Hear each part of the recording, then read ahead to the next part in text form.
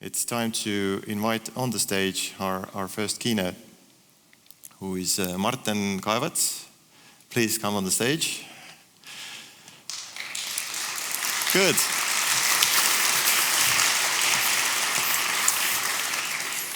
So, Marten, I was reading your introduction, and I have so many questions. Mm-hmm. Okay.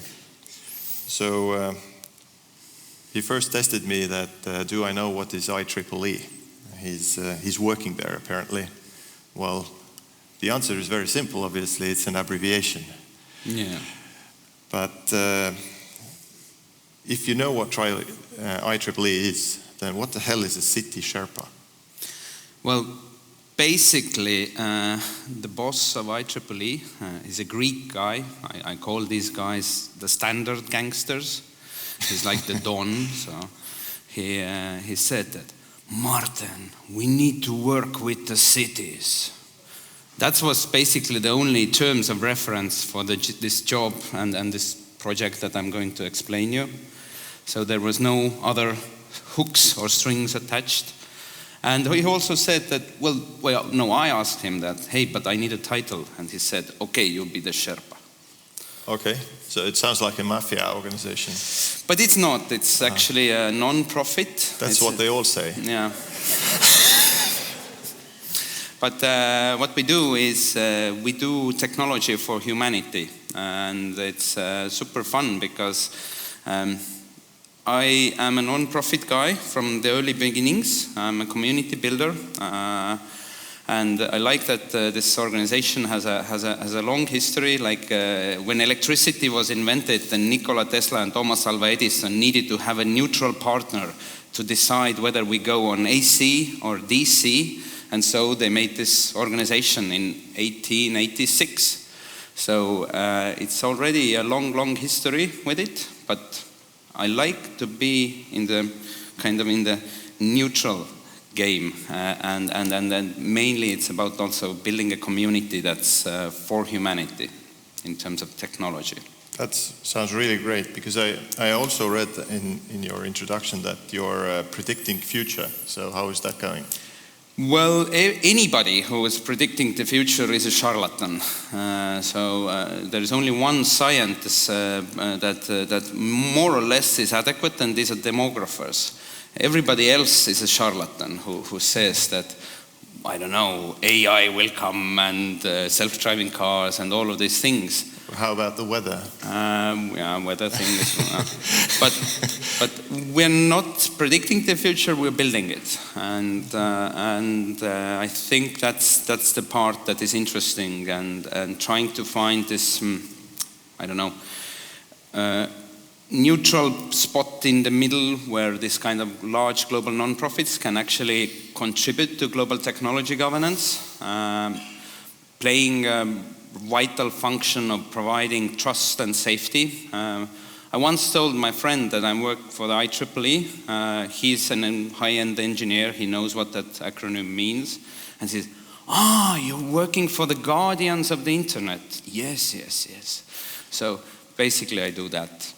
So, give it a round of applause. A guardian of the internet will tell us things. Give it away. So, surprisingly, my job is hard today. I need to wake you up and make this conference move a bit. As told, I work for the IEEE. My name is Marten Kaevats. I'm going to tell you about this idea that I'm working on together with IEEE.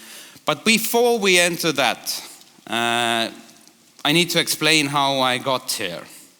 As told in the beginning, I'm a non-profit guy, but by coincidence and randomness, as many things in life, I happened to work for the Estonian government as well a few years ago. For 6 years, I was the national digital advisor for the Estonian government. Which meant that I was responsible for everything digital and innovation related in this country. Because, the locals can of course say, and I agree with them, our digital government is not far from perfect, but it's still considered as relatively good quality comparison to others. So that gave me a chance of actually playing around with, let's say, a bit more interesting concepts than just registries and identity, for example, which both of them are really interesting. During this time of working for the government, the former CTO of Estonia, Andres Kütt, he once pointed out that in the case of Estonia and its public sector digitalization, from an architectural point of view, we have more or less solved all of the easy problems. Automatizing taxes, for example, took one guy, a friend of mine, 8 years in the 90s to get everybody to agree upon making one Excel sheet automatic, and automatized taxes went live in the year 2000. I know that guy, but that's hard work. It took 8 years, but still it's a simple problem to do. Estonia has digitalized most of its public services, and then these services can be accessed 24/7. So the easy problems are solved. So when I started working for the government, I had a chat with Andres Kütt, and he said that, hey, we like all of these things are easy. We need to solve some other systematic problems, and we need to identify these problems for our country as well. And he had also a very good example of managing complexity. Norman Augustin used to be the CEO of Lockheed Martin in the end of 70s and beginning of 80s, I think. And at the time, Lockheed Martin had won the procurement to build the F-16 fighter jet. So at the time, this fighter jet was the bleeding edge of any flying piece of weaponry, and all the fancy gadgets were tried to put into that machine. And what the CEO, Augustin, did was he calculated the price and the cost of managing that amount of complexity. He took all the cutting-edge fighter jets throughout the history and calculated how much does it cost to build it. And the end result, well, it seems that Norman was also a bit of a trickster. So he came up with this legendary sentence that all system architects and governance architects use. And his kind of play with words was that, and it's, by the way, it's still true today. Although he envisioned and said it in the end of the 70s, but it's still true today, even in the context that the US Army is spending the most money on military in comparison to others. And what he said was that in the year 2054, the whole US Army will have the money to build only one fighter jet. The Army can use it in the morning, the Navy in the afternoon, and unless it's in maintenance, the Air Force can use it in the evening. And that's still true today. And the point being is that as the complexities around us are growing so fast, then the cost of managing these complexities is growing as well. And we quickly realized that the same thing is happening in public sector digitalization. Currently, for example, from the Estonian example, Estonian government pays roughly about 1.5% of its annual budget towards technology. And this includes laptops for civil servants, for example. But if we look at any service-oriented company in the private sector, typical examples are banks or telcos, the minimal amount of money they invest into technology is about 7 to 8%. Well, startups obviously spend more, but the typical, if you take an established large-scale company, then it's roughly about that. Because these companies have realized that technology is their core business. and they have to maintain it. Otherwise, they will lose their customers. But if we make this comparison, then if we look at public sector as a service-oriented organization, yes, of course, it's different than a bank or a telco, and its services are way more complex than a bank or a telco. Then making that leap from 1.5 to 7 or 8 in the public sector is impossible to do. Because teachers need salaries, nurses need hiring, education system needs to be there. It's impossible to explain it to a senior citizens, and we need more nerds than computers in order to actually keep our country's engines running. So we started to tackle this problem that, and when we are working with, looking at the financial, then obviously there is a lot more other problems in public sector digitalization as well. And first and foremost, it's slow as hell. If there's something you need to know, and probably there are people who have worked with public sector and have been developing for public sector, then public sector digitalization has got nothing to do with technology. It's got everything to do with building a community, building a sustainable governance model to the system, because public sector digitalization is not bleeding edge. It's about deployment of washing machines rather than inventing a new self-driving car. These are simple things, but they need to work. And making changes in public sector digitalization is hard. So what we need is much more adaptive architecture.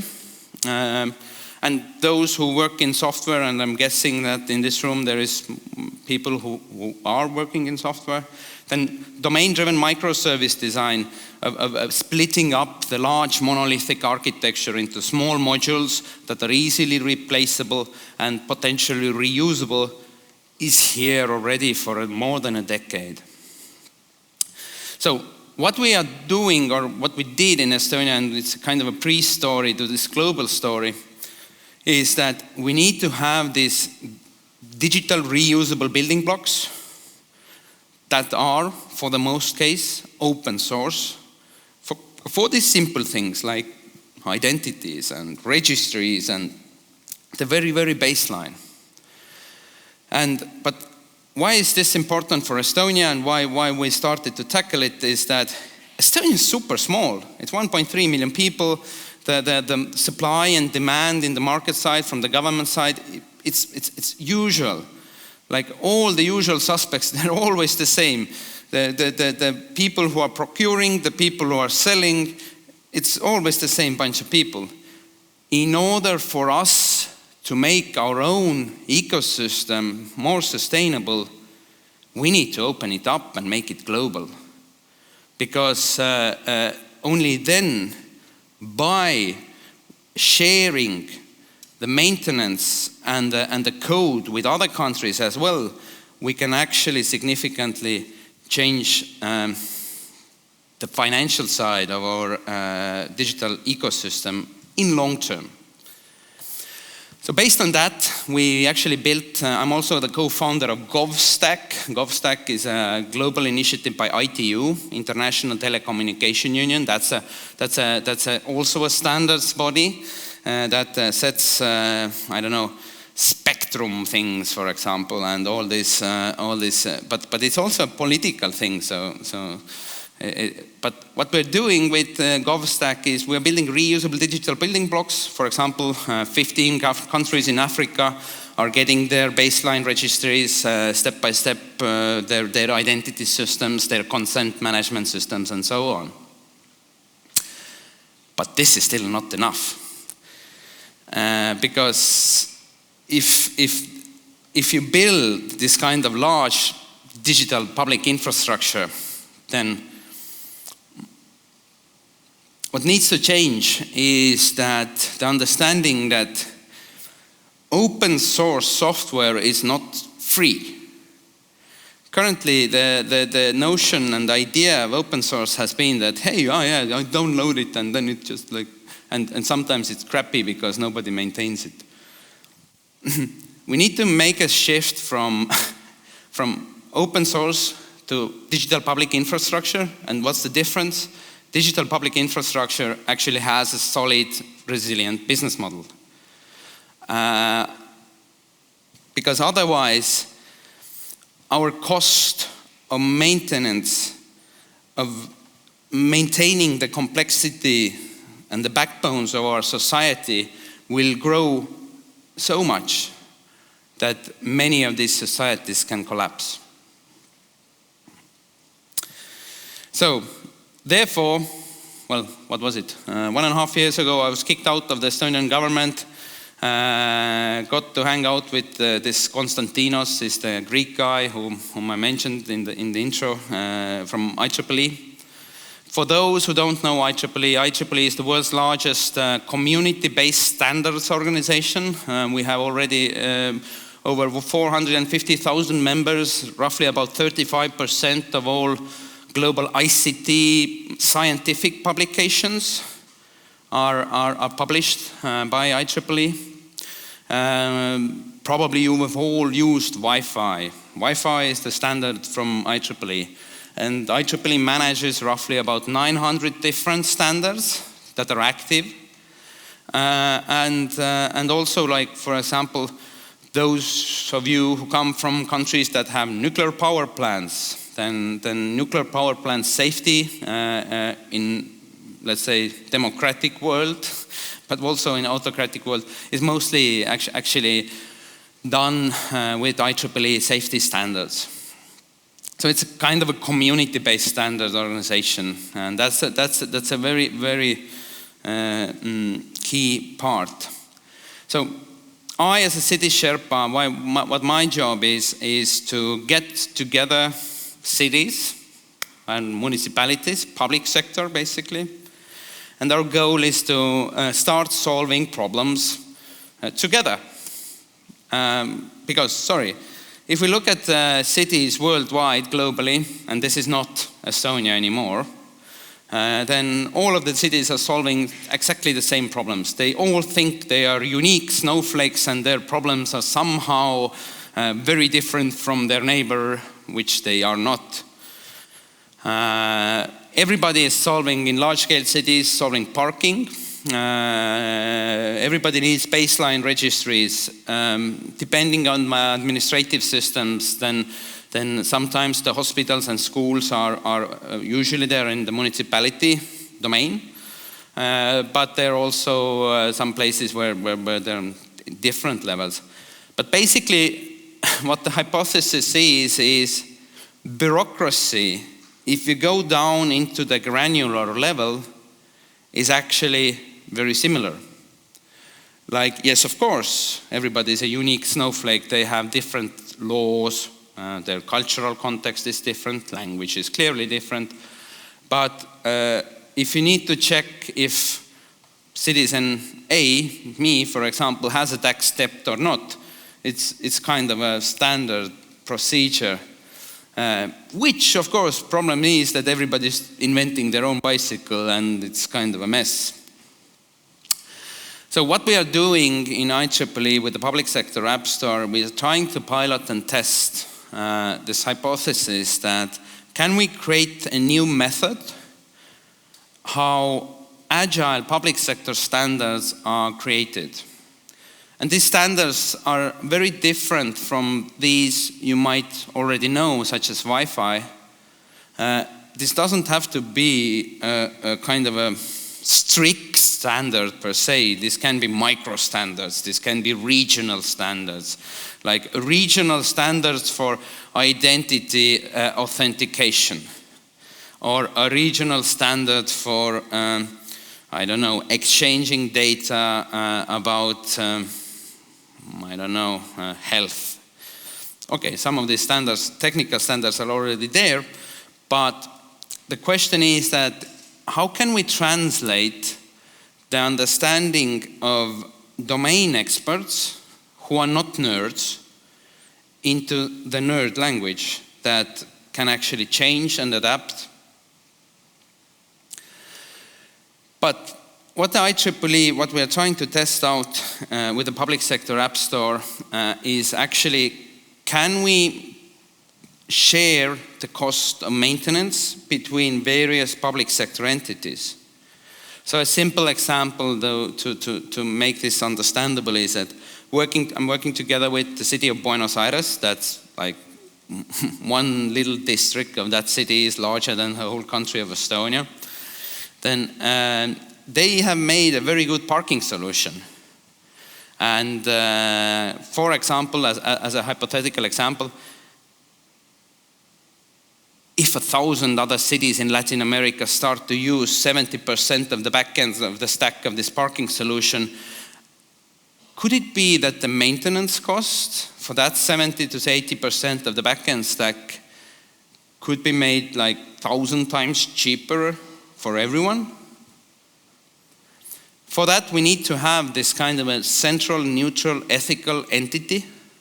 That's the processes are also fully transparent and without any bias.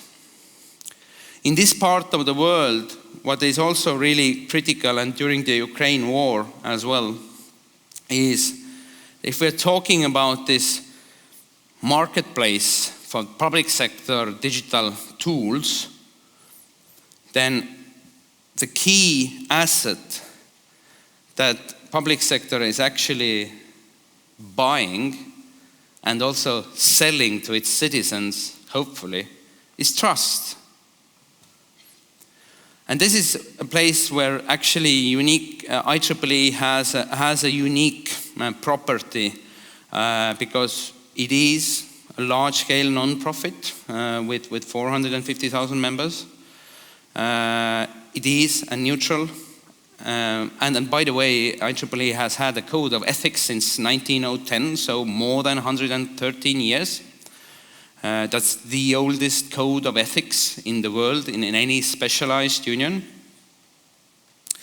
Then what we are testing out is actually code verification validation as well, meaning that each piece of code that will come to this app store will be certified and validated by the commons and sealed with the stamp of approval or trust of IEEE. And what does that mean? In a simplified way, that there is no Big Brother module built into the code, that the code and the documentation is coherent. There is no, let's say, well, one example was there, I think it was in Python, some kind of a library that was 4 levels down. There was some malicious software, and this was some of those libraries that everybody was using. And this news, I think, came out, it was last year or something like that, that everybody was using, but actually there was a, hole. And the difficult part is to build up this community who can actually do this verification, validation, and the trust building at scale for the public sector. That, I don't know, is it our neighbor Putin, or is it from China, or is it, I don't know, Facebook's or Google's?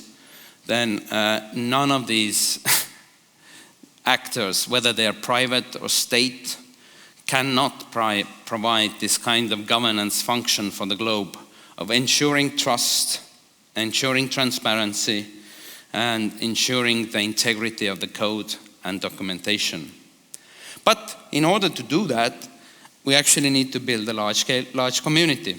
And the core of this is actually around the idea of how do you build the community, and different ways on doing it. Some of this is fairly straightforward and standard, but some of it is not. For example, to make this a bit more easier for you, and also this is a large-scale community in the making. Technically, it's initial conditions time. We are just starting this project. But as an example, what I'm trying to do is, you guys are testing stuff. Some people are developing stuff. Some people can check and validate stuff. our aim is to build a platform for you guys and the developers and the validators. So that a simple example would be a developer from Taltech who doesn't have yet a certification or a diploma that, I don't know, he or she is very good at Python. That they could actually, while doing their studies, they could actually start participating in this kind of a gig economy type of a platform where, for example, they do one little job for free. Maybe they do 2 jobs for free, and this one job is like half an hour, maybe an hour of developing or coding. So these are small bug fixes. And if their peers review their work and they understand that, hey, this guy actually knows Python and gets this, I don't know, 4 or 5 stars in review and something else, if they have enough merit, they can start participating in other micro procurements. And now this student who doesn't have a certification, doesn't know anything about bureaucracy or even the word procurement, makes them, the chicken skin comes out and ooh. Then they can start earning money during their studies. And while earning their money, they can actually start contributing to the public sector, not only in here in their home region, but maybe in Indonesia, helping Indonesian municipalities to solve their, I don't know, garbage problems or sewage software problems or medical problems, systems problems, or anything else.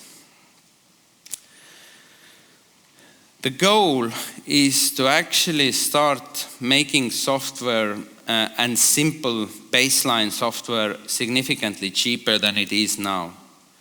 Because, and public sector needs to have the ability to also to communicate with each other, to know, because as said before, then everybody is solving the same problem.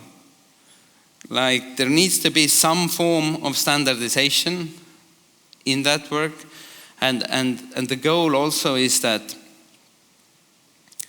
making changes in public sector digitalization currently is slow, cumbersome, and the main problem that I see in public sector digital, and again, those of you, I saw that Nortal, for example, is sponsoring or has a booth here as well.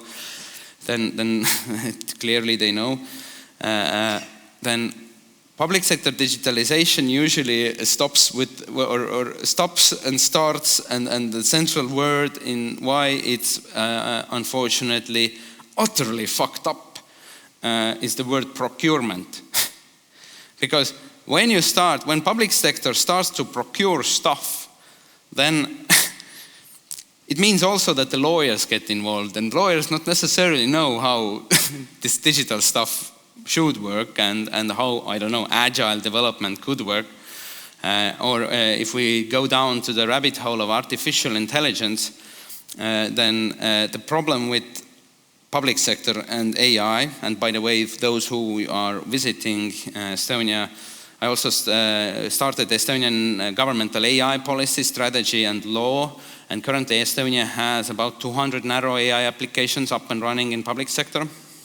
But with public sector and AI, there's another problem, because if a civil servant and together with lawyers, they write a documentation for procurement of, I don't know, I need to get this AI that does something like this, then the problem is that public sector sees the world in ones and zeros, in black and white. I need to get a red convertible Porsche. It cannot be blue.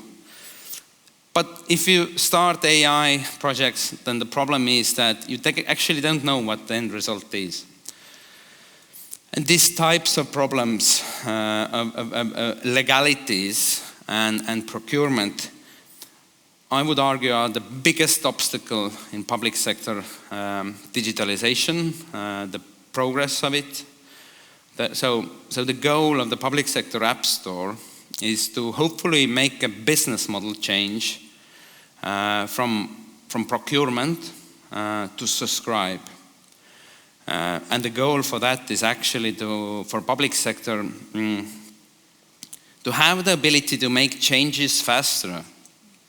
Because we are all living in an environment where, well, the steam engine was invented, and this kind of triggered an exponential growth curve of human population, innovation, industrialization, all of those things. Then in the next, or within the next 10 years, we will have a steam engine every day that is changing some parts of our surrounding in specific domains, whether this is testing or whether this is healthcare or whether this is something else. Then the government's only and core function is actually to be as adaptive as possible. So what we are doing here in Estonia as a government, but also what we are trying to achieve on a global scale, is we're trying to show that we can build organizations differently at scale. And the kind of a dream or a kind of a visual or a way of describing this would be that if you know the word or the concept of swarm intelligence, kind of a flock of birds flying or a school of fish swimming, and a shark enters the school of fish and everybody, ooh. Then what we are testing out here is, can we build a society in the same way?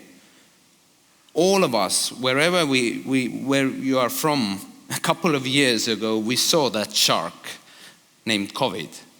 Everybody needed to change their everyday, I don't know, modus operandi, the way they were doing business or how they worked, how they operated.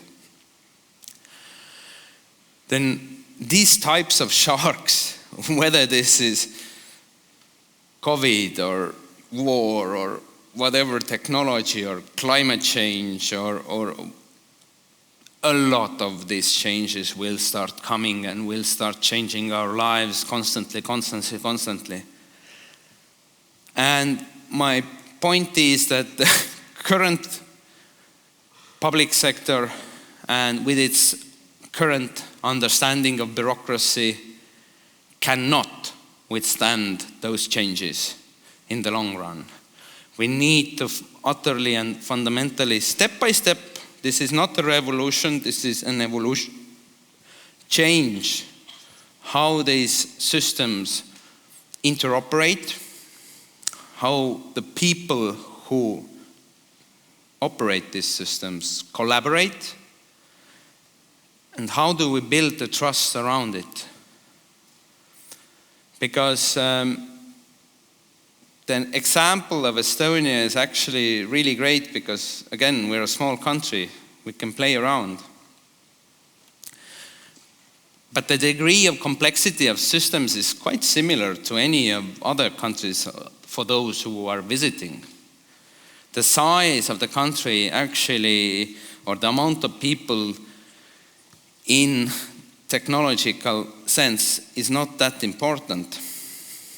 Yesterday I was hanging out with a couple of Polish guys.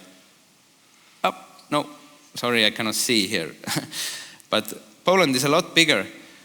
And my friend is actually working also in Poland, and he's working with some taxation issues and accounting, and he's kind of explaining me how it's so much different in Poland than it's here.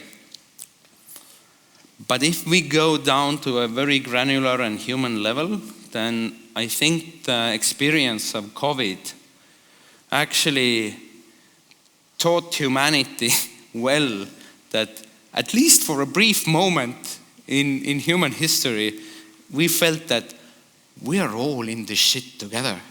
Like we felt kind of united, not maybe in a good way, but it still was a sense of belonging to something bigger.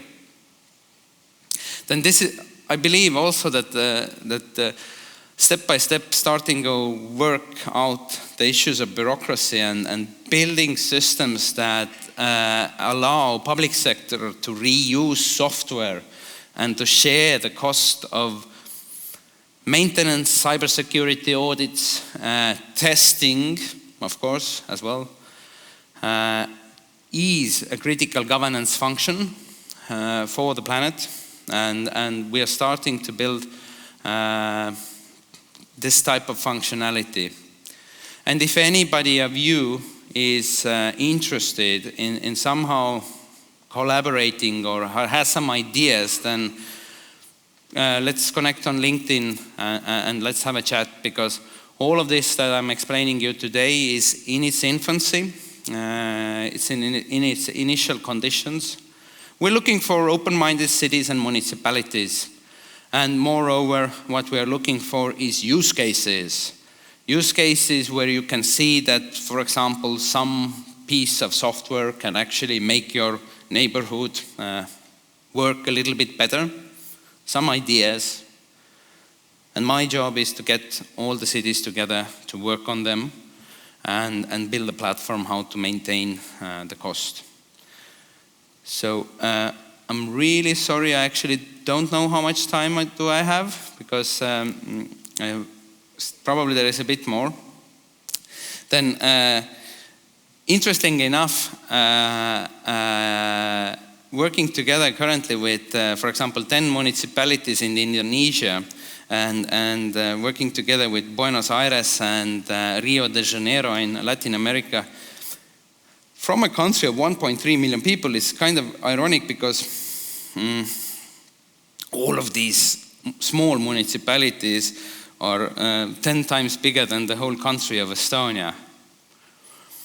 And it's kind of also bizarre that usually when people come to visit Estonia and they come to see how this digital stuff works, then one of the first questions usually is,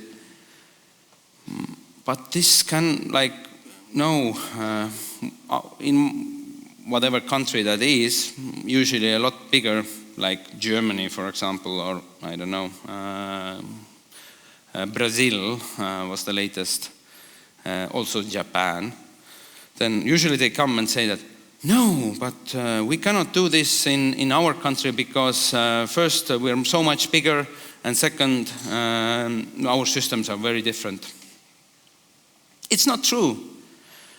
To be frank, Japan already has deployed the identity model based on the Estonian experience. Also the German system, I think Nortal is very strongly working together also to build a data exchange layer for health data in Germany. So most of these examples, the main examples, how the Estonian ecosystem, the principles, how Estonian ecosystem works, have been deployed in larger countries. So this is actually not about taking the technology and solutions per se from one place or another. This is about taking the idea that we can build a distributed organization. And what distributed organization means is that thou shalt not put all eggs in one basket. If that basket falls down, then you will lose everything.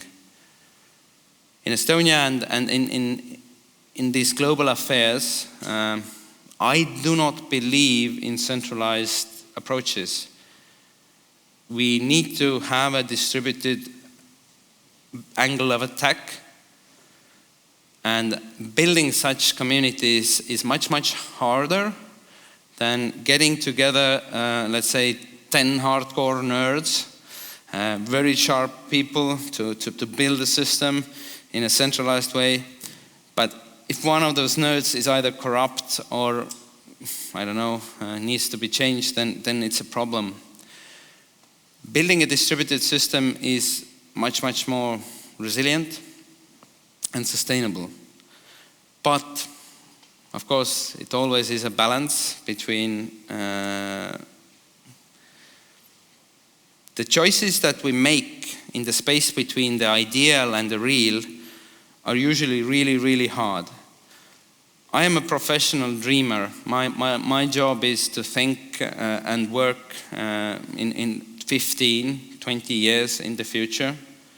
And when in a regular way, I'm hit with this kind of realities of actual life, which is okay, that's normal. Then finding the way within these 20 years to push the direction, push the progress into the direction that is envisioned is a lot of work. But anyway, this is what I'm doing. This is something that I see that will provide value, not only to citizens, but also the private sector companies and the governments and everybody alike. And I hope you actually join in a couple of years. We will have this system slowly, the engine starting to move. Maybe, okay, you're already, maybe you can tell your kids that they can earn money on this platform while doing actually good stuff for the society. And I invite you to join in. Hit me up in LinkedIn and let me know if there's something interesting, and thank you.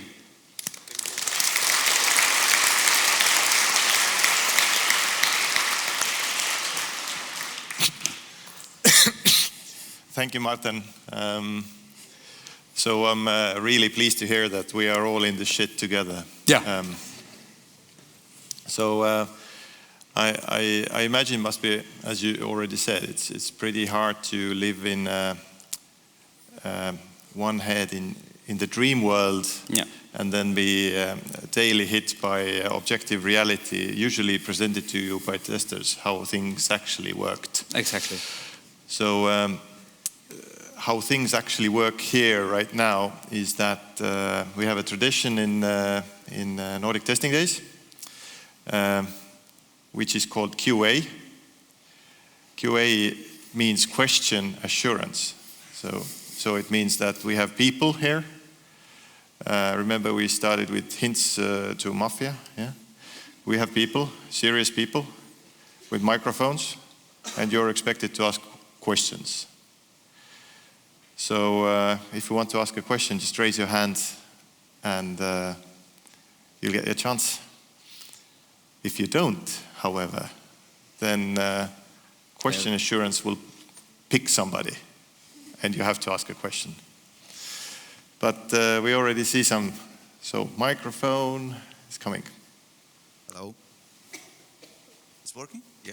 Thank you for your presentation. I have a question about the Venus project. Are you planning to integrate with it? The Jack Frescas one? I know of it. Currently, not yet. And the reason is actually like, ironically, this is actually the first ever public keynote about this idea. And also, the point being is that while I and others were building GovStack, then we want to avoid mistakes that we made before. So we don't want to grow too big too fast. So that's why we are currently holding the focus on cities specifically, because most of people live in cities. But in a longer run, when we have actually proved our value to the community and to its clients as well, meaning cities and municipalities, then yes, definitely looking for collaboration in various areas. But we want to actually, to be straightforward, to get shit done first and then talk. So what is your advice to these poor QA people that get that shit that got done and then they have to test it? How they can do their job best? Well, from standing to moving, it's one step. So that's how I think we should start. But yeah, we are currently actually thinking about a very comprehensive testing harness and all the systems around it on this architecture, how including testers could actually get benefit and have a role and say, and how can we summon the commons in order to preserve the integrity of that software, that then kind of juggling these like concepts on an everyday basis is intellectually stimulating, basically. Mm-hmm. So, more questions? There's one. Can you please stand up, state your name, and then ask the question? Hello, I'm Ernest. My question is, because your concept feels like similar to the European Union concept of the standardization of, for example, rail systems, software. Do you are afraid that you will hit the same walls that the European Union system? No. It's like with GDPR. Like a lot of these GDPR core concepts actually were copy-pasted from Estonia, but then the bureaucracy of Brussels got them, and now we have to click consent all the time. So. And that's one of those core reasons, and actually I have been thinking about that in an abstract way a lot. And the reason is that IEEE is an engineers union. So these are technology specialists and not necessarily policy people or bureaucrats. So that's having, let's say, 7 years of extensive experience working with various global different standards organizations, including EU, including WHO, ITU, Red Cross, whatever, these different types of acronyms, weird and boring acronyms sometimes. Then IEEE is still being and having its DNA in actual engineering is, I would see it as a solid fit for this kind of functionality. It doesn't necessarily mean that these big walls won't be coming towards us at fast speed, but the likelihood of succeeding is far bigger than the bureaucracy of Brussels. One more there.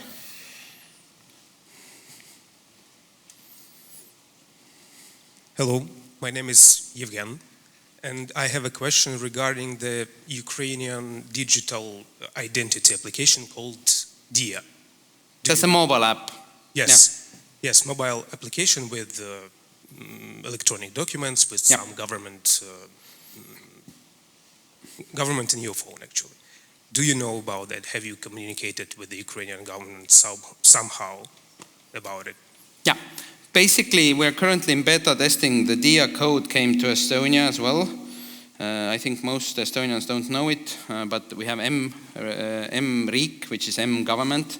This is actually a copy-pasted code from DIA.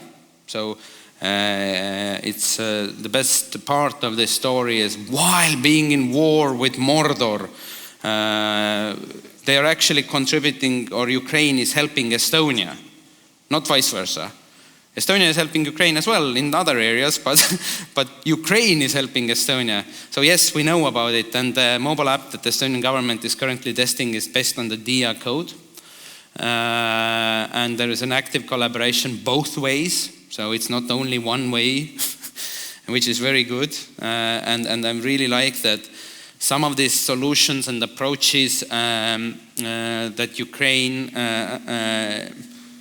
has also developed during wartime, because the stuff needs to work while there's rockets flying and people dying, actually is teaching a lot of valuable lessons also to Estonia.